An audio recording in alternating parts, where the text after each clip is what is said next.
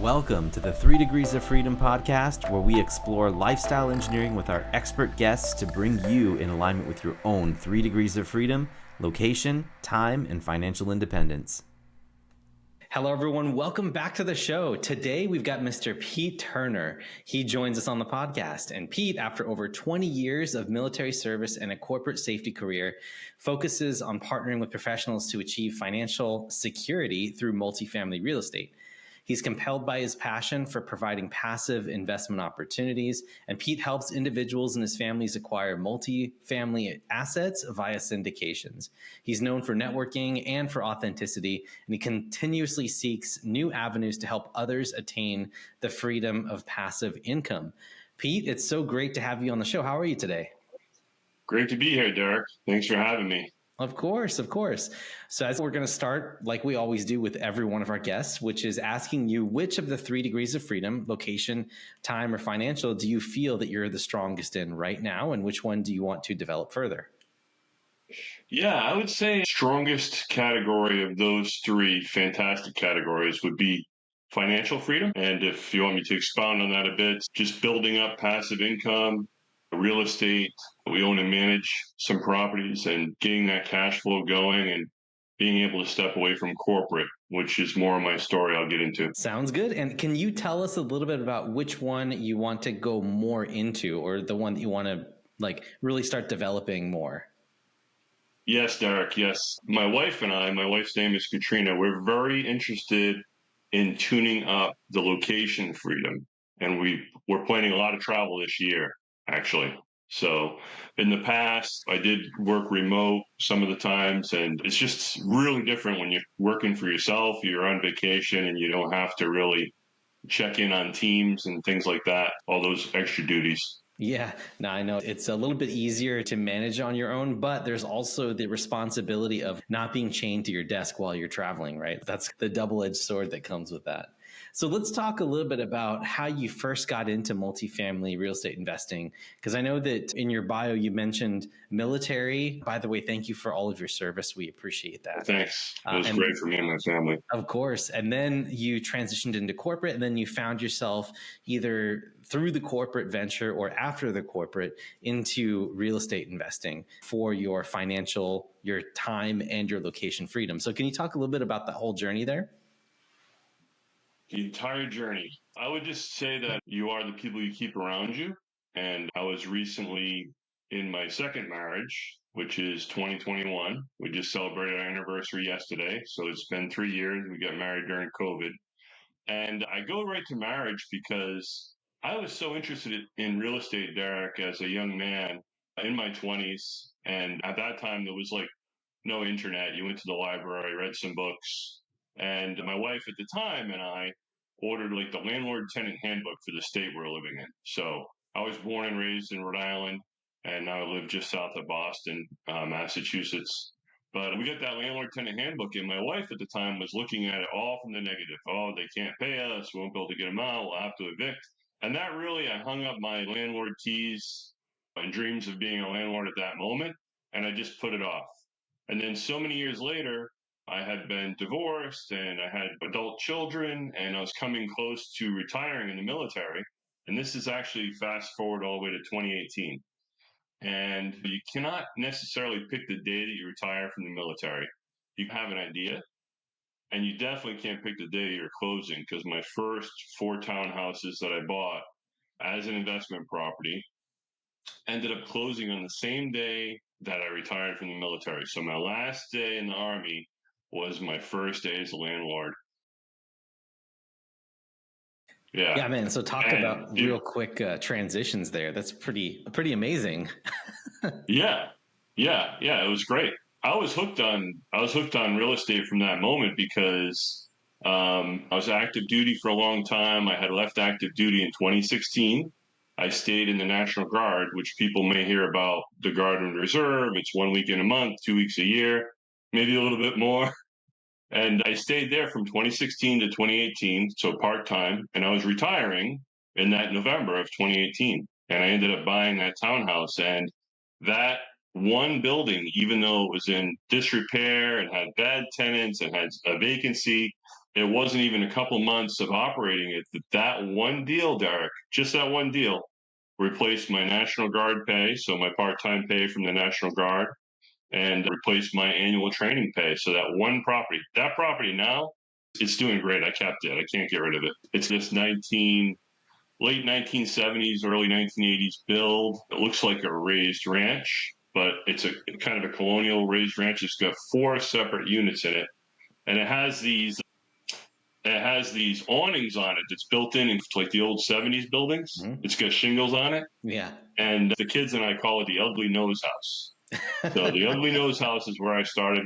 And when we get the roof done, I kept the ugly nose. It's because it's like, who wants to get dripped on when they're opening the door, right? The Very ugly good. nose house is where it started. Retiring from the military, ugly nose house. That's 2018. Yeah. Very neat. So that Going was forward. Yeah, go only ahead. 5 years ago. That was only 5 years ago. Amazing. Yes. Yeah. Yeah. More on that. Let me just go into the next phase. So that's 2018. So now I don't have this extra burden on the weekends where I have to lead soldiers in the field and train and come up with things. And I had this extra time. And it was in 2019 that I was attending in April, I was attending a real estate training seminar that was through my local RIA. I had been a RIA. Oh, geez. I had probably been a RIA since 2012, taking no action, just showing up to meetings, just listening, learning.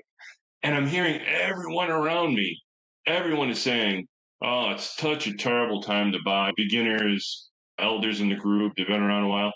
It's a terrible time to buy. It was so great in 2010, 2011, 2012. It was so great. Oh, it's so terrible now. Can't find any deals.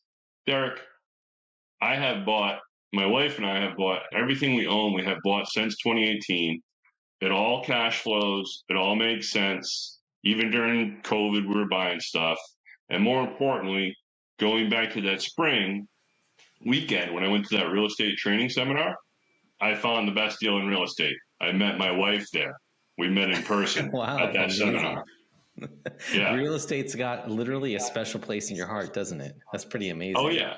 And the, So, and the catch is, Derek, I would have been at National Guard drill that weekend had I not retired. I would have been working. I wouldn't have been able to attend that class. man, that's pretty life-changing stuff. So let's back up just a little bit more and talk about those RIAs that you went to. Obviously, there must have been something that attracted you towards it. So maybe there's some folks out there that are working a W-2 job, or they're doing a high paid consulting 1099 type situation or something like that. But basically, they're stuck. And can you talk a little bit more about what it is about this type of real estate investing that attracted you to building your degrees of freedom for that particular person? Because you were that particular person. What was it, the particular part? Absolutely. Yeah, I was a total newbie. I was a total beginner. I didn't have anything except single family. I went to learn about real estate. A RIA is a real estate investment group or agency. They call different things in different parts of the country. But this is a group. It was pretty much almost free to attend. I think now they charge $100 a year for membership. And once you renew, it's $60. So it's a very good group. There are beginners there. They have special sessions for beginner night. I would attend everything I could and learning everything I could. And it's really just about being around people that are doing it, building up my own confidence to actually put offers in on properties and know what makes sense. Back then, I think the only thing I was going by was like the 1% rule, which for anybody who doesn't know what that is, that's if the house is 100,000, your rent should be $1,000 a month. That's what I was looking at. With this one, I know that it's going to sound incredible to your listeners, but the ugly nose house was in disrepair. It was rough. This gentleman built it. We'll just call him Frank because that might be his first name. But he was interesting. You hear landlords phrased as different derogatory terms and stuff. Frank was just an old school landlord. However, people were taking advantage of him, and his nephew moved in, and his nephew actually collected the rent in cash each week by knocking on the Oh, door. man. And I'm like, I cannot do this. I have to convert these people to monthly. I have to get them to pay online eventually or at the bank.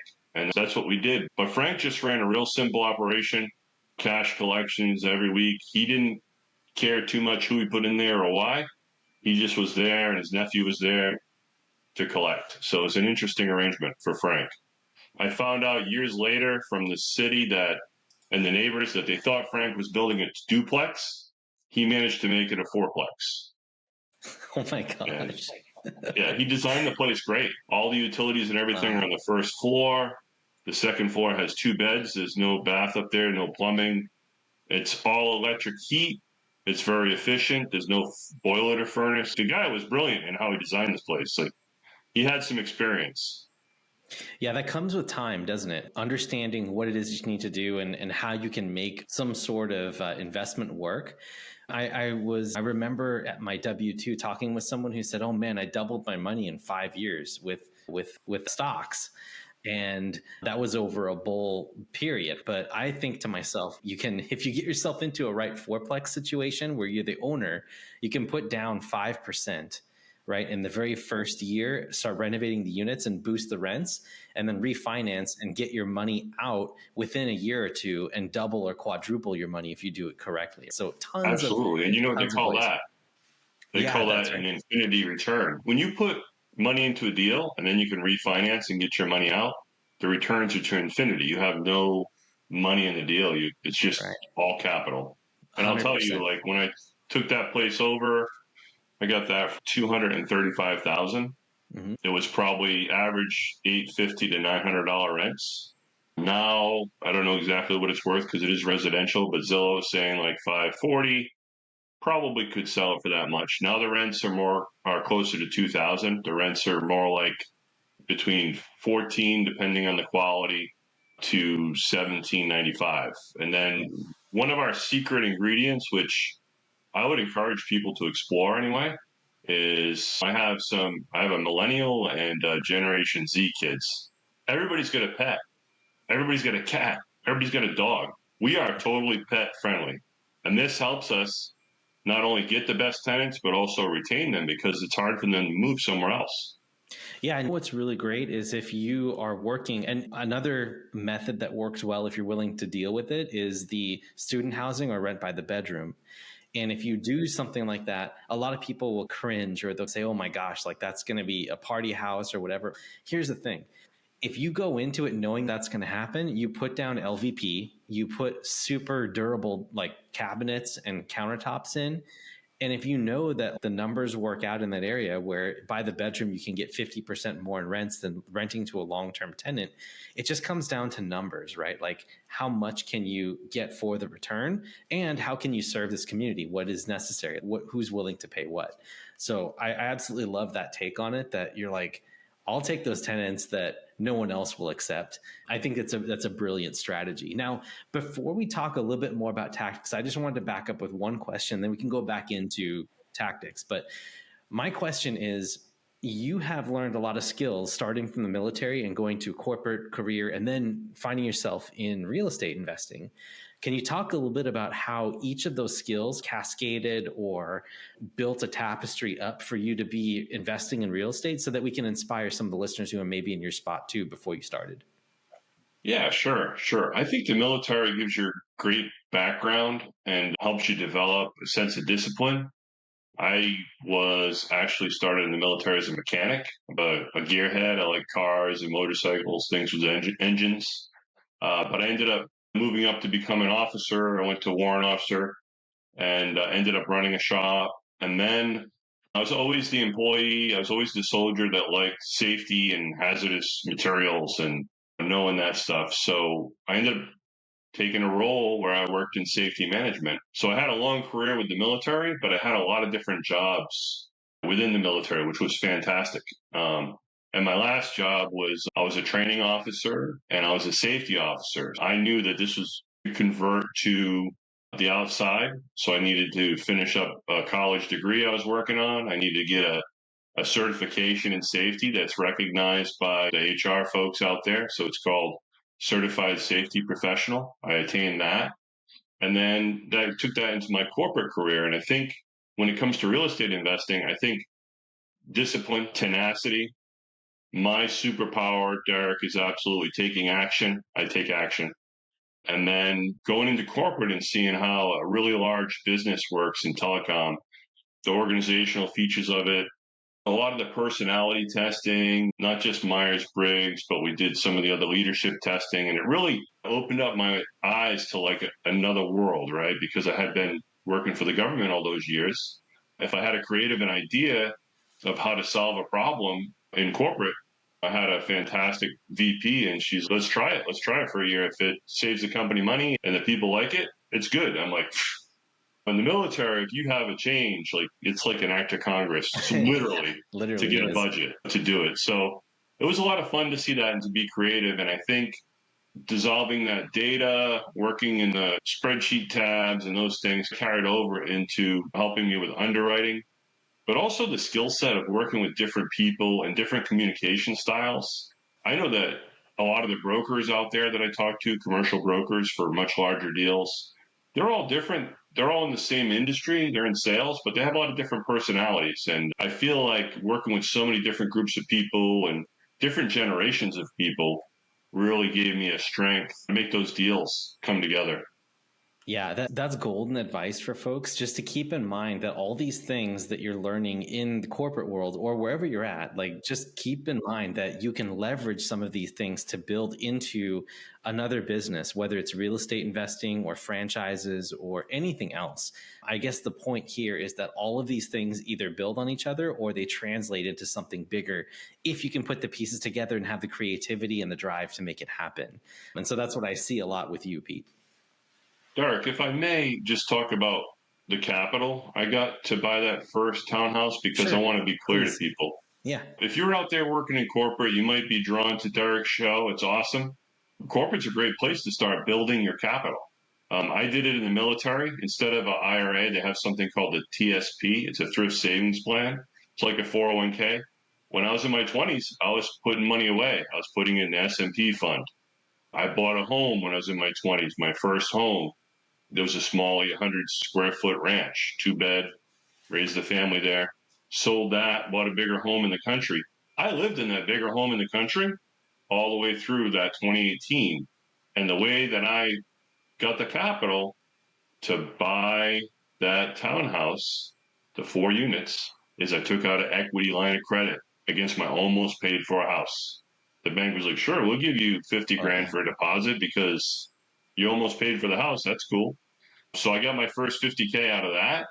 And I'll tell you, you hear people talk about the art of the first deal. Once I got that first deal, I bought a house around the corner, a triplex that I still own, could walk to it. I got another house down the street from there, a 4 unit. Once you take action and you're no longer afraid and what's possible, you can just repeat this. And then later on with capital, as you suggested, we refinanced. Sure, we refinanced when it was 3.5%, but we refinanced. We were lucky we got it then. We cashed out.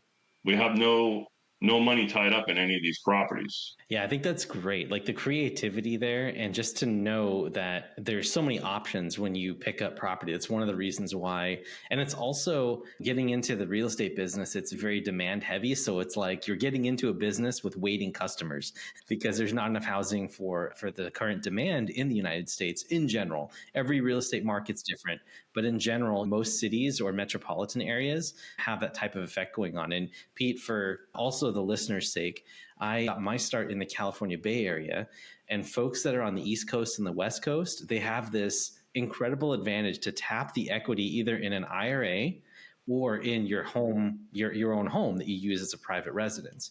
And this is what the people would do that I met in my first RIA too, Pete, is they would refinance these nearly paid off homes or these homes that have grown in value like exponentially, and then they'll take $100 or $150,000, and then they'll go to the Midwest and they'll buy a house for cash over there. That cash flows more per dollar invested than it would at home, and they would use the cash flow from that property in the Midwest to pay off the line of credit plus their salary. And then once it gets paid down, then you get your second house. And now you have two houses paying down the HELOC, right? And then you just keep repeating that, and it keeps getting faster and faster between the times you get to buy houses. And so there's people that I know in the Bay Area that did very well with that in a very short period of time, like even 3 years. They were able to build a portfolio of 6 to 12 paid off houses. And so I just love that you talked about that with the creativity and just thinking through the logistics. And if you have the tenacity, stick through it and make it happen. This is what can happen for you. Yeah. Yeah. For anybody that's starting out, I would just say you got to take action and you got to learn as you go. You learn by doing. Like you can read all the books you want. You can go to all the RIA meetings you want. I'm guilty of it. What I say, I joined 2012, 2013. I didn't buy anything until 2018. So it took that 5, 6 years of listening and being around it for me to take action. But now, for me to buy something that small, 4 units, if it's really worth my time, I will. But I'll just send an email to my broker and get it done and sign a purchase and sales, no problem. It's just so easy. Once you have the muscles in place, it's easy. Yeah, It's all that not friction. scary at all. Yeah, all the friction goes away. So let's talk a little bit about that now. Because one of the biggest things that I talk to when I talk to investors is risk. And I'm curious, what is your strategy to managing risk or explaining risk to people that invest alongside you or for your own portfolio? Like, how do you evaluate risk when buying property? So me personally, Derek, my risk meter is pretty far into the red. Like I don't mess around, but when it comes to investors' money and a deal that's going to be either syndicated or JV'd, I'll put it all out there for them. I underwrote something I'm going to see this week with someone in my circle, just a small 10-unit building that we can drive to and add to our portfolio pretty easily. But I sent him the underwriting template. It's a solid deal. It would be owner financing. I sent it to him. I know it's a good deal, but I'm having a partner on this. I'm just letting him, digest it, answering any questions he has, talking about the future of this place. It's in a great part of town. It doesn't have any parking, but I negotiated parking with the seller so tenants would have a place to park. And more importantly, the city, if you want to do short-term rentals or mid-term rentals, you have to have parking. So anyway, I'm going to go with him on Wednesday and check that out, answer any questions he has, and just bring him along on it. And we'll see. If he doesn't like it, if it's not for him, I know that I can make a phone call and somebody else will step up and match me with the money, or we'll just pull it down ourselves. So I don't know if that answers your question, but it's about listening to what they're afraid of, right? This gentleman is an experienced investor. He owns multifamilies already. It'd be a totally different conversation if this was somebody's first property. Oh, yeah. Yeah, to be able to communicate what the risks are and be able to tell someone what it is that's happened in the past or what potentially could happen because either you had a close call or maybe it did happen to you. I think that's really like a key in part of the process of getting to know someone who wants to work with you in investing in real estate. I think that's part of the process and it's super, super important. So can I also Absolutely. ask you? So Yeah, go ahead. as a sponsor, which would be as a person that's writing the offer for the deal and the team around it, I'm going to take action. I'm going to get something really good under contract, and then I'm going to work with my partners to come up with presentation, the webinar, all the information that's out there for investors on a big deal. Like when I say big deal, I don't want to skip too far ahead or intimidate anybody. Like I'm talking about 100 units, 150 units, offers we've written, other properties we've partnered on, just really big buildings. Because when you can do something small, like my first townhouse, when you can manage that, build the rents, manage tenants, you really understand what it takes to run a big property. Yeah. I'm not going to run the big property. We'll have a team running it, but somebody on the team is going to check on it, know if things look like they're working, tour the properties. I traveled to Kentucky. I like the greater Lexington, Kentucky area. I have contacts there. And the greater Charleston, South Carolina area. I've traveled there recently and written some offers. And next week, I'm still waiting to hear back from a partner, but we may be going to Charlotte. We wrote an offer on a 102 unit Very deal nice. there. All townhouses, which I understand townhouses, right? Yeah. I bought one. That was my first property. Very cool. So let me ask you, when you, this kind of ties on to what you were just saying before, but what are some of the key factors that you look for when you're looking at a potential acquisition? What are some of the things you're like, oh, this is definitely something that we need to look at? Or what are things that can disqualify things before they're even presented to you?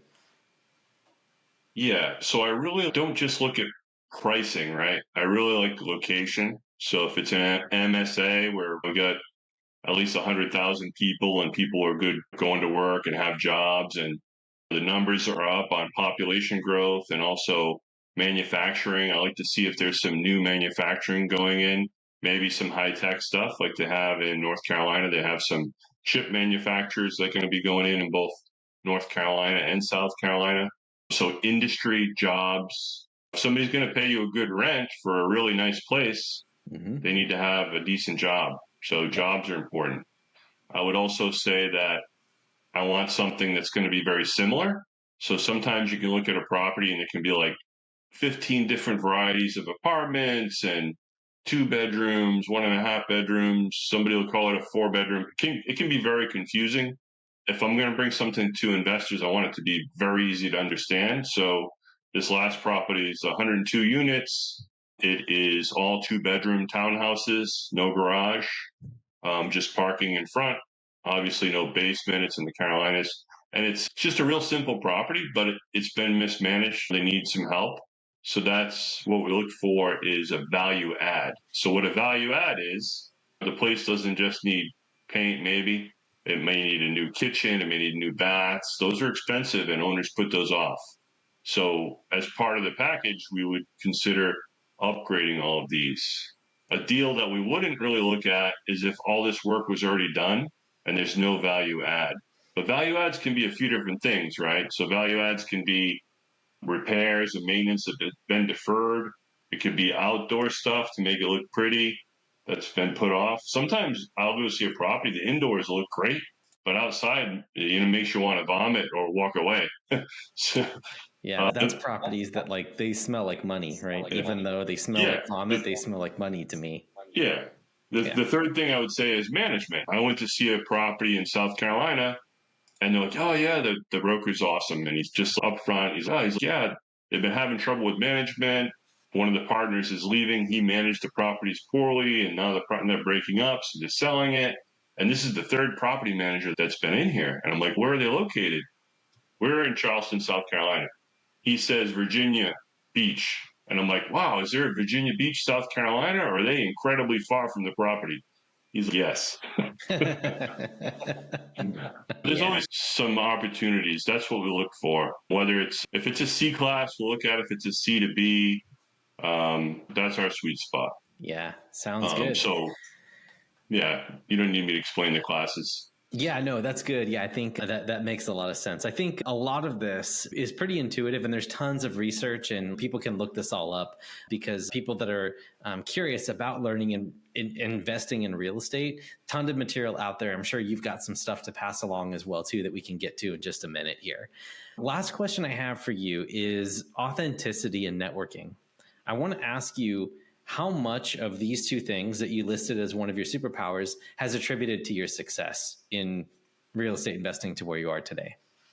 It's incredible. It's incredible. Between social media, I'm pretty heavy involved on LinkedIn. Going in person and meeting people where they are. I've been to conferences. I'm going to be going to a really large conference in Utah in April that I budgeted for. I'll be at the Best Ever conference. Last year I was at the MFIN conference in Atlanta, Georgia.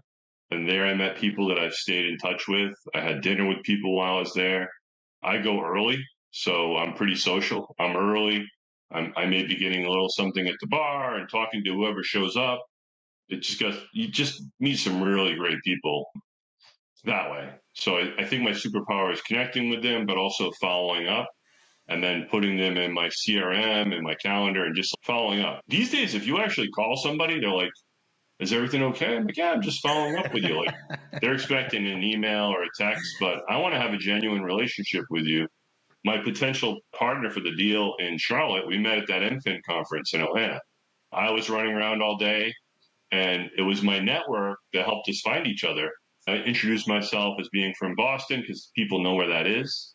And then everybody's like, there's another guy from Boston here. There's another guy from Boston. And some of the people from a mastermind that I belong to kept saying, there's another guy from Boston. So they helped me find him. So I found Dave. We found each other. And it's funny, we're both from Boston and we're wearing the same like tweed jacket, same color, everything. So we hit it off and we went to dinner, and I still have him saved as M. Finn Dave Steak. I think it's just important to connect with people and try to help them. Sure, I didn't know what's going to become of my relationship with Dave. I listened to him. I try to connect him with people that are doing things that he's doing with short-term rentals and development. And I go visit him. He's not that far away. I went to his development. He's building 40 houses not too far from me in Massachusetts. I went up there. We had lunch, spent some time. So I really like to invest in my relationships, and I like to do it in person if possible.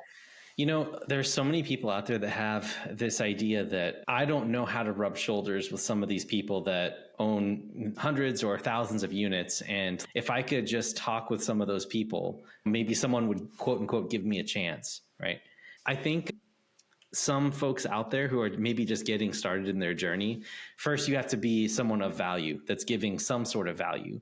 But if you show up to these events and you have that education and you've done your homework, this is how you do it. To your case in point, if you wanted to learn how to develop single family homes, you're one conversation away from having that. And that's what's so beautiful about being authentic, like you said, and then networking. So being authentic with who you are, telling the truth, being intentional, and being as positive as you can with that authenticity. And then I'm excited about real estate too. Like I love to learn about what other people are doing, and I'm really excited. Like I got to be careful not to get the shiny object syndrome and realize multifamilies are superpowers, but it's easy to see. I met somebody, he's as tall as I am. His name, he goes by Shadzilla, right? He was a former pro athlete. He's in Atlanta. He's building tiny home developments. That's what he does. Wow. But I've already been in touch with people. They're like, oh, tiny home. I'm like, oh, you got to meet Shadzilla. So I direct him to him. We had a chance meeting at MFIN, but I still know him as the tiny home person. I went to another investor conference, and as part of a tour with the Zook family, I don't know if you're familiar with Dave Zook, but I went to his annual cookout and they did a tour of their facilities. And guess what they built? Tiny homes. Yeah, that's what I figured. So who do you think I connected? Yeah. That's what you got to do. You got to listen. And then if you can add value in some way and connect people, that's gold. Yep. And you better believe that they're not going to forget that you made that connection too, as well. Oh, absolutely. All right. Hey, Pete, this has been an awesome podcast so far. But what we want to do right now is head into the final segment of our show, which is the rapid round. And it's 5 questions that we ask every one of our guests. And it's the same 5 questions. They're meant to be answered about 30 seconds each. And if you're ready, we're going to just fire them at you. And then we'll see where it goes after that. You ready? Put your hand up when it's 30 seconds, so I don't kill you. All right. Number 1, name any resource that was or still is essential in your journey to pursuing freedom. Well, I love to read, and there's this late great guy called Jim Rohn, and he has a goals book that's out there. You can buy secondary. Jim Rohn coached this guy named Anthony Robbins. Oh, yeah. And he has a goal setting. It's the 7 steps to wealth. It's a classic one. I use it every year. Yeah, I use it every year. So good. All right. Number 2, if you woke up and your business was gone, you had only $500, a laptop, and a place to live and some food, what do you think you would do first to rebuild? Do I still have my contacts? Can I still call people? I remember a couple phone numbers. I was going to say no to that question because it's more of a mindset, like how would you start shifting? But I'll let you decide. That's all right. All right. So I have nothing. So I would start opening up some social medias. I would probably start with LinkedIn because that's where I'm very comfortable. Yeah. And I would pull up Canva and I would start to create great content that would cause conversations in the industry. If I was still interested in multifamily, that's what I would do. But I think if it's an island, I might be interested in building a boat. To survive. I love it. Or to get away. All right. Number 3, what does your self-reflection and goal setting practice look like? So I did give you a clue. So I do use Jim Rohn's book. My wife and I are big goal setters, and we actually We actually have a resource on our site that I can send you the link to after. That's a goal setting worksheet Mm-hmm. that we put together. The best of what I do, the best of what she does. She's much more spiritual. She's certified yoga instructor, so she brings the heart into it. And we go through that practice. And there's this wheel where spirituality, what do you want to achieve? It's really cool. So we use that practice. Very cool. All right. Number 4, what are the core work habits that you attribute to your success? So, personality or just habits you picked up over the years? Yeah. So one of the things that I'm trying to work on better is that whole concept about eating the frog, Yeah. the ugliest thing first. So sometimes when I get up in the morning, I may not feel like making that content or opening up the spreadsheet again and trying to get a deal, but I have the discipline to keep doing it.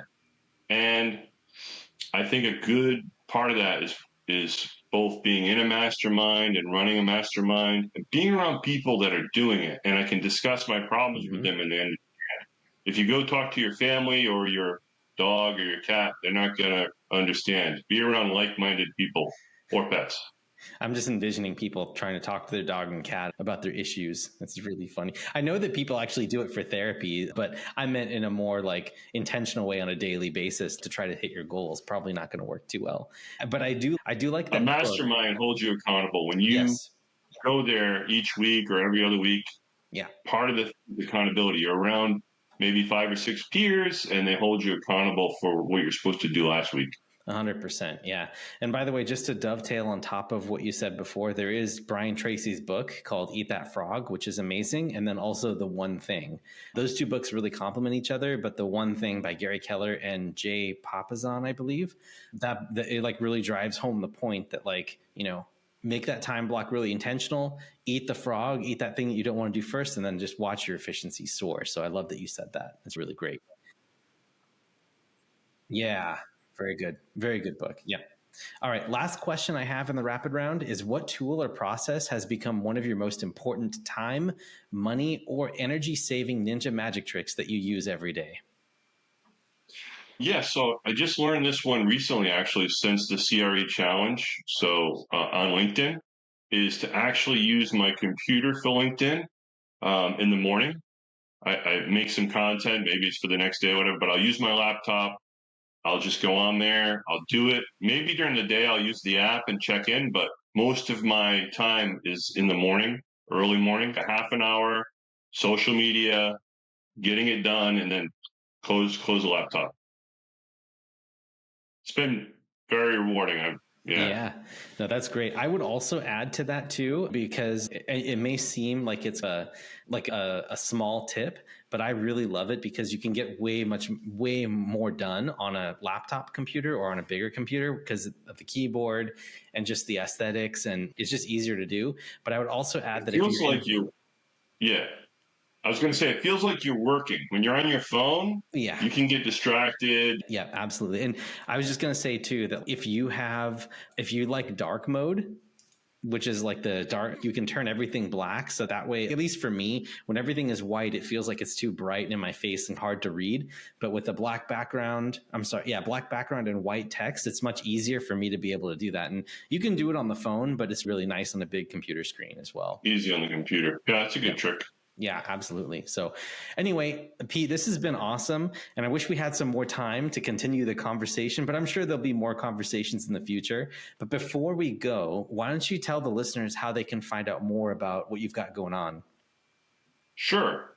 We have our website, it's capitalturners.com, and I'm active on LinkedIn. All the links are on the website, capitalturners.com. It might be hard to find Peter Turner. There's a few of us. Yeah, I can imagine.